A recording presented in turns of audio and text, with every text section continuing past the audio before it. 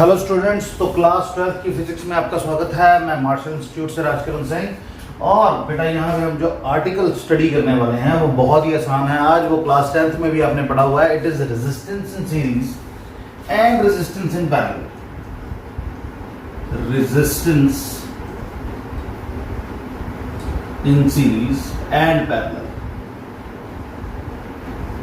सो सबसे पहले हम करेंगे resistance in series. As we know that resistance जो है वो बेसिकली क्या है? It is the opposition in the flow of current, ठीक है, इन अ सर्किट। अगर किसी सर्किट के अंदर हमारे पास चार्जेस फ्लो कर रहे हैं तो उस चार्जेस को जो ऑपोजिशन फील हो रही है उसे हम रेजिस्टेंस बोलते हैं। और कई बार ये अपोजिशन जो है वो हमें जबरदस्ती इंपोज करनी पड़ती है, तो उसके लिए जो डिवाइस यूज करते हैं उसका नाम है रेजिस्टर। सो यहां पे हमने ये बताना है कि रेजिस्टेंस इन सीरीज क्या होगी। अगर रेजिस्टर्स 2 या 3 हम सीरीज में लगा दें तो टोटल रेजिस्टेंस हमारी कितनी होगी वो यहां पे कैलकुलेट करेंगे।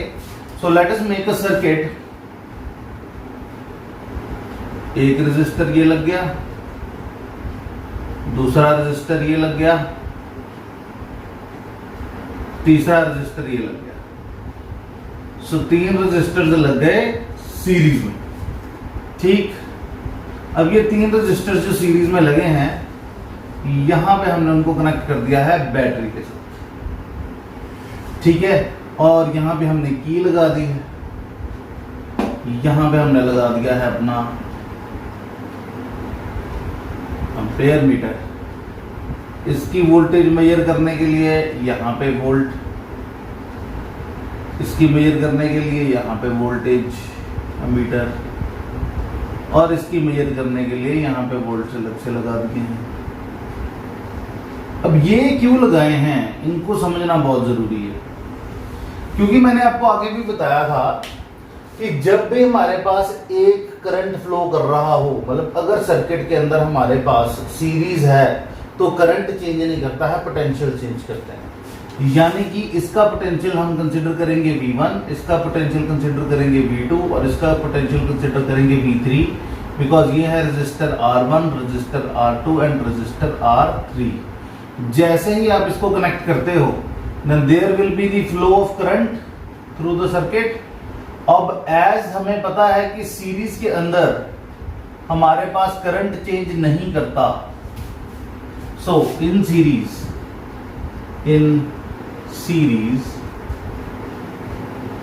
current remains same,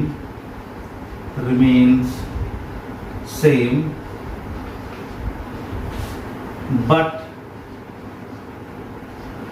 potential gets divided। Potential जो है वो डिवाइड हो जाता है, इसीलिए हमने अलग अलग वोल्ट मीटर्स लगा दिए। वोल्ट मीटर बेसिकली क्या करता है कि पोटेंशियल मेजर करता है, यानी कि वोल्टेज मेजर करता है। तो अब हमें ये देखना है कि हमें टोटल रेजिस्टेंस फाइंड आउट करनी है। अब now according to Ohm's law,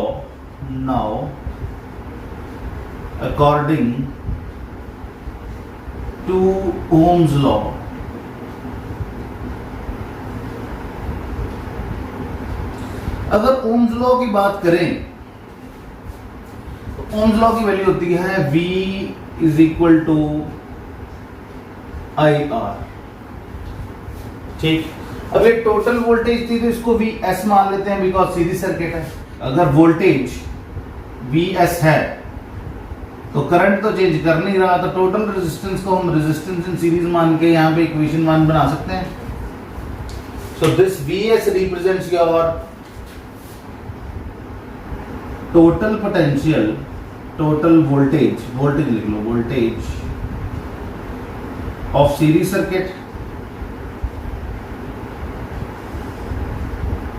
और यह है टोटल रेजिस्टेंस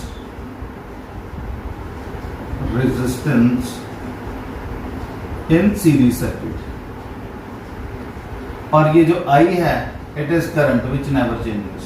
करंट जो है वो सीरीज सर्किट में बिल्कुल भी चेंज नहीं करता। यहां पे मार्कर चेंज कर लेते हैं, ठीक।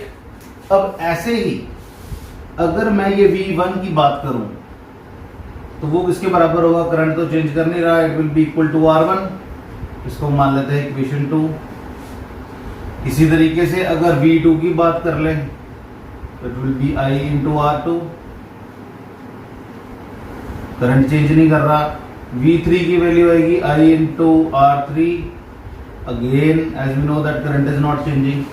सो इस तरीके से 3 वोल्टेज आ रही है और देखने से जैसे कि हमें महसूस हो रहा है, बिकॉज हमें पता है कि पोटेंशियल जो बैटरी है वो बेसिकली क्या करती है कि चार्जेस को एक जगह से छोड़ती है और दूसरी जगह से उसको कलेक्ट करती रहती है। तो इसका मतलब है कि ये तीनों की वोल्टेजेस अगर हम ऐड करें तो वो किसके बराबर होनी चाहिए? Vs के बराबर, यानी कि टोटल पोटेंशियल जितना सप्लाई किया था उतना ही डिवाइड होगा ना। अब जैसे फॉर एग्जांपल अगर आपके पास 10 सेब हैं और 5 लोगों में उसको डिवाइड करना है, ठीक है, तो आप 2-2 करके डिवाइड करोगे ना। मतलब अगर वो सारे 2 5 बार आप ऐड करोगे तो क्या बनेगा? टोटल जितने थे, यानी कि जितना पोटेंशियल डिवाइड होगा वो किस पे डिपेंड करेगा? टोटल पोटेंशियल पे, बिकॉज टोटल पोटेंशियल जितना ही डिवीजन हो सकती है।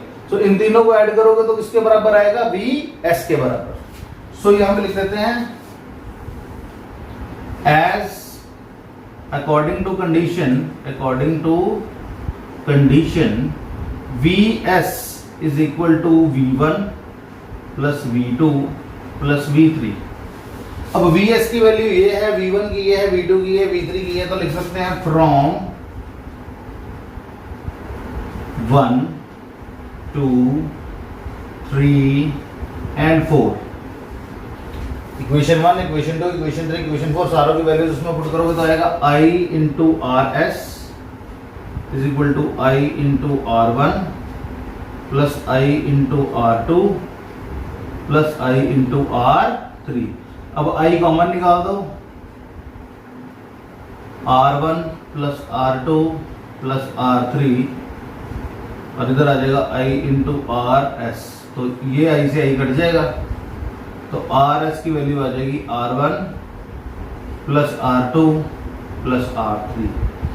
यानी कि अगर रेजिस्टेंसेस सीरीज में लगी हैं, अगर रेजिस्टर्स सीरीज में लगे हैं तो टोटल रेजिस्टेंस अगर सीरीज में कैलकुलेट करनी पड़े तो आपको उसको सीधा डायरेक्टली ऐड करना। फॉर एग्जांपल अगर ये होती 6 ओम 2 ओम और ये अगेन 6 ओम, तो आपकी अगर टोटल रेजिस्टेंस कैलकुलेट करनी होती आर रेजिस्टेंस इन टोटल तो वो होती 6 प्लस 2 8, 8 प्लस 6 14, यानी कि 14 ओम्स। अगर हमारे पास उसकी वैल्यू यहाँ पे इस तरीके से, ठीक है। सो ये आई थिंक सो आपको क्लियर हो गया रेजिस्टेंस इन सीरीज कैसे सॉल्व करना है। तो चलिए बात करते हैं रेजिस्टेंस इन पैरेलल की, पर पहले आप इसको नोट कर लीजिए। तो चलिए अब करते हैं रेजिस्टेंस इन पैरेलल। तो पैरेलल के केस के अंदर जो है केस स्लाइटली डिफरेंट है। तो इसके अंदर क्या करते हैं कि जैसे सपोज करो कि एक रेजिस्टेंस यहाँ पे लगाते हैं, सबसे पहले R1 या R2 या R3 कोई भी,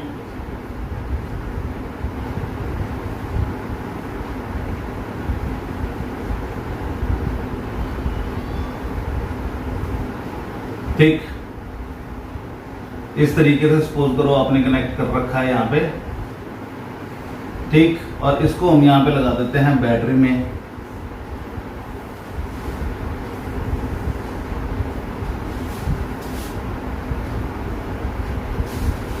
ठीक, यहां पे हम अपना वो क्या लगाएंगे, इसको बोलते हैं ammeter.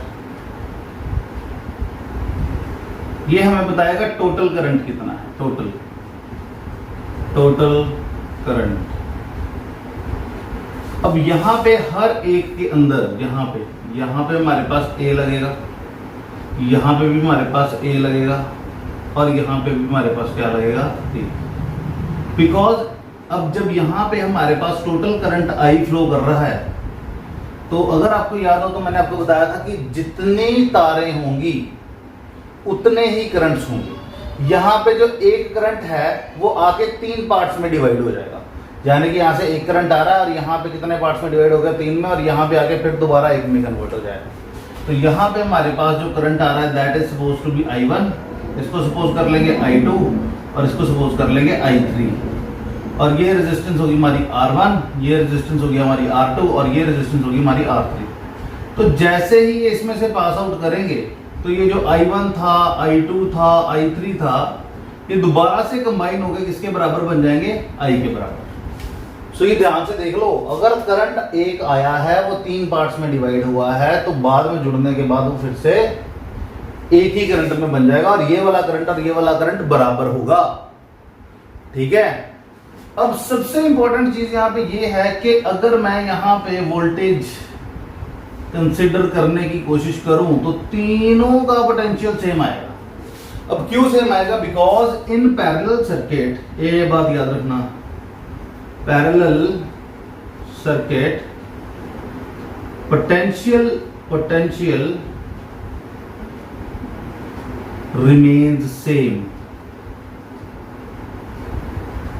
remains same, but current gets divided। यानी कि जैसा कि हमारे पास सीरीज सर्किट में होता था कि करंट सेम रहता था बट पोटेंशियल डिवाइड हो जाता था, इसमें उल्टा है, इसमें हमारे पास पोटेंशियल जो है वो सेम रहेगा बट करंट डिवाइड हो जाएगा। सो अब हमारे पास अकॉर्डिंग टू ओम्स लॉ अगर बात करें, अकॉर्डिंग टू ओम्स लॉ तो हमें किस चीज की जरूरत है? एज वी नो कि सबसे पहले तो V is equal to I R होता है। अब जैसे कि हमें पता है कि total potential supplied was V, तो V तो चेंज नहीं कर रहा, पैरेलल सर्किट है, then V is not changing. तो हमारे पास यहां पे रेजिस्टेंस भी पैरेलल की आ जाएगी और करंट भी पैरेलल का आ जाएगा। तो अगर करंट पैरेलल का यहां पे हमें ढूंढना हो तो it will be equal to V upon R P. ठीक है, अब जो पैरेलल में करंट है उसकी वैल्यू किसके बराबर आ गई? V upon R P. ये किसके अकॉर्डिंग है? According to Ohm's law. अब मुझे ये भी पता है कि according to current situation, according to current situation, जो भी की सिचुएशन है, हमारा जो आईपी था वो 3 पार्ट्स में डिवाइड होता था। वो था I1 plus I2 plus I3। इसको हम मान लेते हैं स्टार इक्वेशन। तो यहां से अगर आप देखोगे तो यहां से अगर I1 की वैल्यू कैलकुलेट करनी हो तो पोटेंशियल तो चेंज नहीं कर रहा, यहां पे R1 आ जाएगा। I2 की वैल्यू भी चेंज नहीं कर रही है तो it will be equal to R2, मतलब पोटेंशियल नहीं चेंज कर रहा I2 में भी। I3 के केस में भी पोटेंशियल सेम है तो यहाँ पे R3 आ जाएगा। तो अब ये चारों की वैल्यूज हम यहां पे पुट करेंगे, यानी कि IP, R1, I1, I2 and I3। तो यहां पे वैल्यू क्या बन जाएगी? V by RP is equal to V by R1 plus V by R2 plus V by R3। और अगर आप V कॉमन निकाल लो तो 1 by R1 plus 1 by R2 plus 1 by R3 बन जाएगा। V से V कैंसल आउट हो जाएगा और 1 बाय RP की वैल्यू यहाँ पे बच जाएगी हमारे पास 1 by R1 plus 1 by R2 plus 1 by R3। So, इस तरीके से बेटा you can find out the resistance in parallel. बस पैरेलल में ये बात याद रखनी है कि पोटेंशियल जो है वो सेम रहता है बट करंट जो है वो डिवाइड हो जाता है।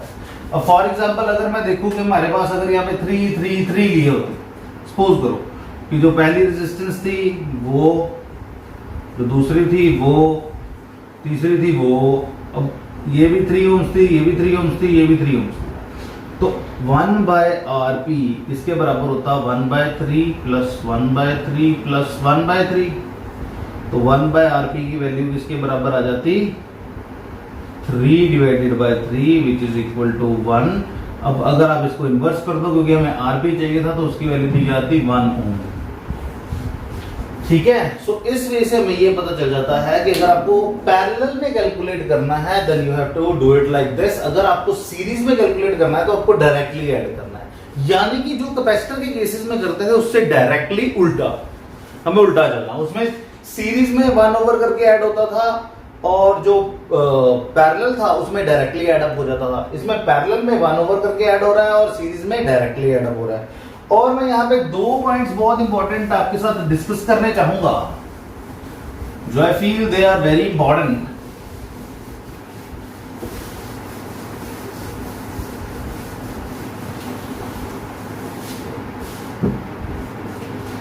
कंपैरिजन,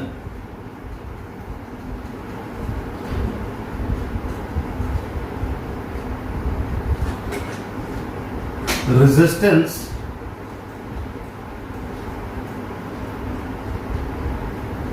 सीरीज में इंक्रीज होती है, सीरीज में रेजिस्टेंस इंक्रीज होती है और पैरेलल में ये होती है डिक्रीज। जैसे अगर मैं बात करूं कि 3 रेजिस्टर्स आपने सीरीज में ले लिए 3-3 ओम्स के, तो इसकी टोटल रेजिस्टेंस होगी 9 ओम, यानी कि तीनों को ऐड अप करके। बट अगर आपको 3, जैसे कि मैंने अभी कैलकुलेट करके बताया था कि अगर 3 रेजिस्टर्स आप यहां पे पैरेलल में लेते हो, तीनों 3-3 ओम्स के, तो जब आप इसको कैलकुलेट करोगे आरपी को, then it will be equal to 1/3 plus 1/3 plus 1/3, which will be equal to 1 by Rp is equal to 3/3, which is equal to 1/1। तो हमारे पास Rp की वैल्यू हो जाती है 1 ohms, यानी कि हमारे पास रेजिस्टेंस जो है वो सीरीज में बढ़ेगी, पैरेलल में कम होगी। यानी कि अगर आपके पास कुछ रेजिस्टर्स हैं और आपको जो रिजल्टेंट सर्किट चाहिए उसके अंदर रेजिस्टेंस चाहिए कम उन रेजिस्टर से, तो आपको पैरेलल कॉम्बिनेशन लगाना चाहिए। अदरवाइज अगर आपको बढ़ा के देखनी है रेजिस्टेंस तो आपको ये सीरीज वाला लगाना चाहिए। और ये एग्जैक्टली उल्टा होता है in the case of capacitors. Capacitor के केस के अंदर सीरीज में कम होती है और पैरेलल में ज्यादा होती है। तो आई होप कि आपको ये वीडियो समझ आ गई होगी, आपको ये लेक्चर अच्छा लगा होगा। Till then good bye and be safe, be at home. Thank you very much.